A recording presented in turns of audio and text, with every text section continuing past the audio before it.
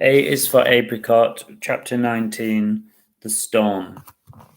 People had gathered around taking photos, and once again Apricot found himself to be the centre of attention, which he secretly loved. Alf shuffled about and was getting jealous that no one was taking any notice of him. The guard was once again marching up and down, and Apricot loved the shine of his medals and the gleam of his highly polished buttons. The crowd grew thicker, and then they rushed to the gates. "Something is happening," said Alf. It certainly was. A sleek black car was moving past the crowds, and it was hard to see through the tinted windows.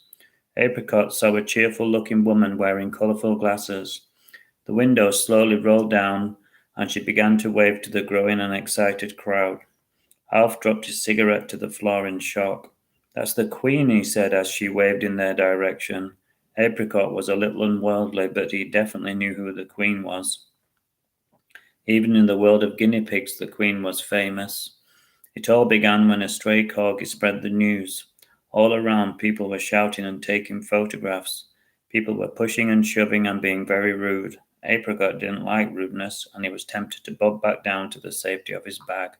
But he decided to have one more look at his lovely old lady, the Queen.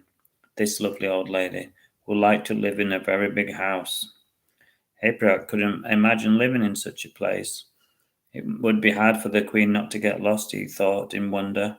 Apricot didn't like getting lost at all. The Queen looked up again, and she had been stroking her favourite corgi, who was now looking at Apricot with a curious, envious frown, as the Queen gave Apricot a special long look, and then the Queen smiled.